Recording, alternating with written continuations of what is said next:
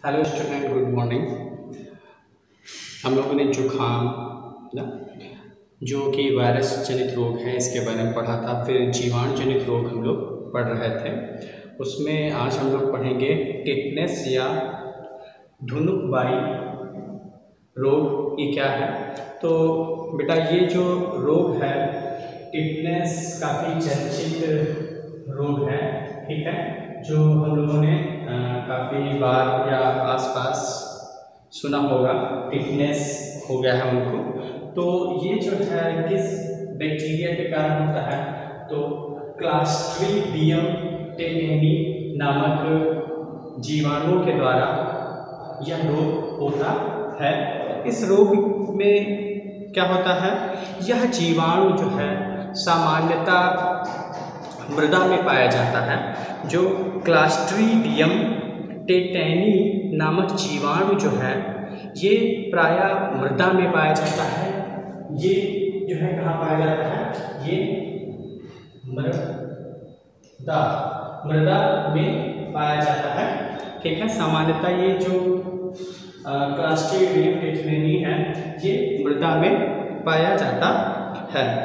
या कांटा या कील ना, या इस तरह के जो चोटें हैं, कांटा लगना, कील या कोई कील चुभ जाए हम लोगों को, या गंदगी के कारण भी यह रोग जो है हम लोगों को हो जाता है। मतलब इसका ये है कि इसका जो जीवाणु होता है वो मिट्टी में होता है, और जब हमें कोई कील, ठीक, जो ऐसी कील हो जो सेप्टिक हो, जब हमें लग जाती है तो उससे हमें टिटनेस नामक रोग हो जाता है, ठीक। या आपका घाव हो वो काफ़ी खुला हो, सेप्टिक हो जाए, तब भी हमें टिटनेस जैसे रोग हो सकते हैं। ये करते क्या हैं? ये हमारे अंदर मृत ऊतक को संक्रमित करके, ठीक है, जैसे कि हमारा जो शरीर है हम लोग जानते हैं कि ये मृत कोशिकाओं का बना हुआ होता है। तो ये करते क्या है? मृत ऊतकों को संक्रमित करके कई प्रकार के विष पदार्थ क्या करते हैं? मुक्त कर देते हैं। तो टिटनेस या धुनुकबाई रोग जो है ये क्लास्ट्रीडियम टेटेनी नामक जीवाणु के द्वारा होता है। ये जीवाणु जो है प्रायः मृदा में पाया जाता है, ठीक। ये होता कैसे है?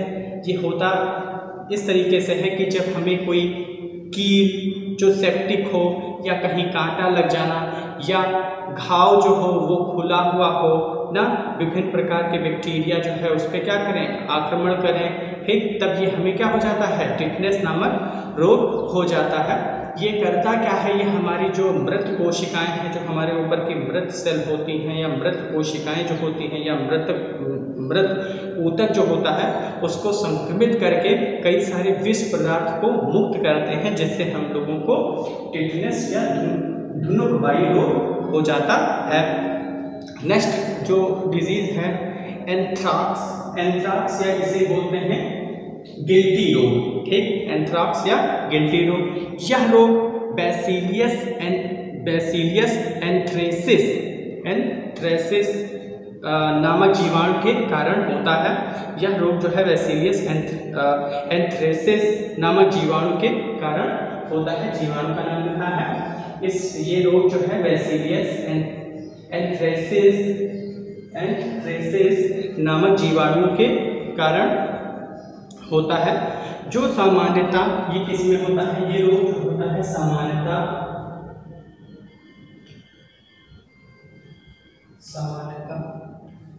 पशुओं में होता है, ठीक। तो एंथ्राक्स या गिल्टी रोग जो होता है ये प्रायः पशुओं में होता है। ये रोग जो है सामान्यतः पशुओं में होता है।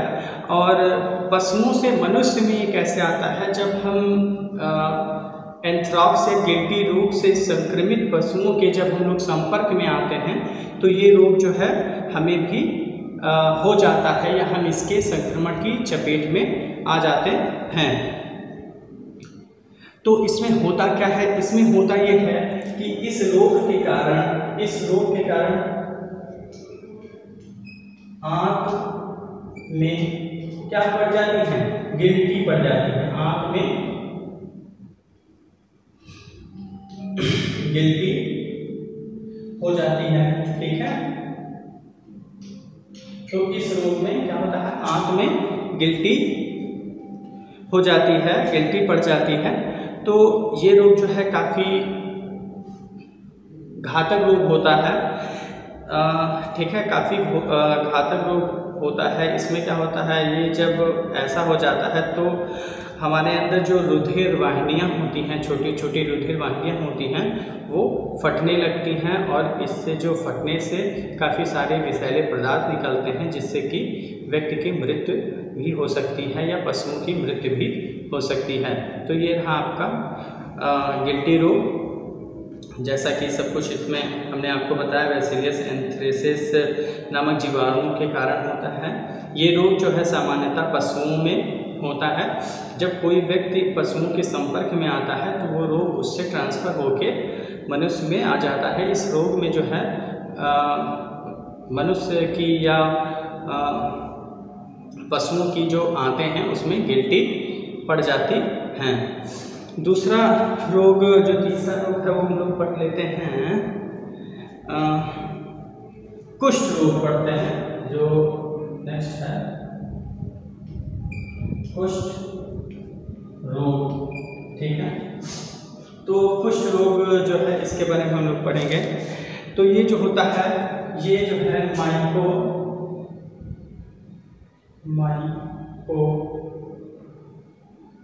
ये रोग किससे होता है? ये रोग जो है माइकोबैक्टीरियम से होता है। किससे होता है? तो ये रोग जो है माइकोबैक्टीरियम के कारण होता है। माइकोबैक्टीरियम लेप्री के कारण होता है। ठीक है, ठीक है। तो कुछ रोग जो है माइकोबैक्टीरियम लेप्री नामक जीवाणु के कारण होता है। इस रोग में मुख्यतः हाथ, पैर, चेहरे आदि की त्वचा के नीचे स्थित जो तंत्रिकाएं होती हैं वो घायल हो जाने से, स्पर्श हो जाने से हमें पीड़ा, ठीक है, और संवेदना समाप्त हो जाती हैं। इसके कारण इस रोग से अंग विकृत हो जाते हैं। तो इस रोग में क्या होता है, कुष्ठ रोग ऐसा होता है, माइकोबैक्टीरियम लेप्री है। इसमें क्या होता है, ये जो इस जीवाणु के कारण होता है। इस रोग में मुख्यतः हाथ, पैर, चेहरे आदि की त्वचा के नीचे स्थित जो तंत्रिकाएं होती हैं वो घायल हो जाने के कारण उनमें जो है संवेदना या इस तरह की चीज़ें जो हैं खत्म हो जाती हैं और इसमें जो है अंग विकृत भी हो सकता है। तो हम लोग पढ़ते हैं प्लेग रोग, आगे पढ़ते हैं प्लेग रोग। तो बेटा ये रोग कैसा है, ये जो है प्लेग रोग पास्चुरेला नामक जीवाणु के कारण होता है। इस रोग में क्या होता है, चूहे के कारण ये रोग होता है। हम लोगों को प्लेग रोग जो है वो पास्चुरेला नामक जीवाणु के कारण होता है। ठीक है, ये रोग प्रायः चूहों के माध्यम से फैलता है। जब इस रोग से संक्रमित कोई भी चूहा जो है जब हम लोगों को क्या काटता है तो हमें प्लेग रोग जो हो जाता है। इसमें क्या है, इसमें रुधिर से लसिका में जाकर इसका जो संक्रमण है, जो इसका जीवाणु है वो रुधिर से लसिका में जाकर रुधिर वाहिनियों को नष्ट कर देता है। इसका जो पास्चुरेला नामक जो जीवाणु है ये करता क्या है, ये हमारी रुधिर वाहिनियों में जाकर उनको नष्ट कर देता है, जिससे लसिका के नीचे अधिक रुधिर स्राव के कारण त्वचा पर काले धब्बे पड़ जाते हैं। तो ये रोग जो है, प्लेग रोग जो है, ये पास्चुरेला नामक जीवाणु के कारण होता है। ठीक है, इस रोग का जो कारण है वो चूहा होता है। ठीक है, तो जो पास्चुरेला नामक जीवाणु जो होता है वो हमारे रुधिर लसिका में जाकर हमारी रुधिर वाहिनियों को नष्ट कर देता है, जिससे लसिका के नीचे अधिक रुधिर के स्राव के कारण त्वचा पर काले काले धब्बे पड़ जाते हैं। ठीक, इसके बचाव हेतु टीकाकरण का इस्तेमाल किया जाता है। इसके बचाव हेतु क्या करते हैं,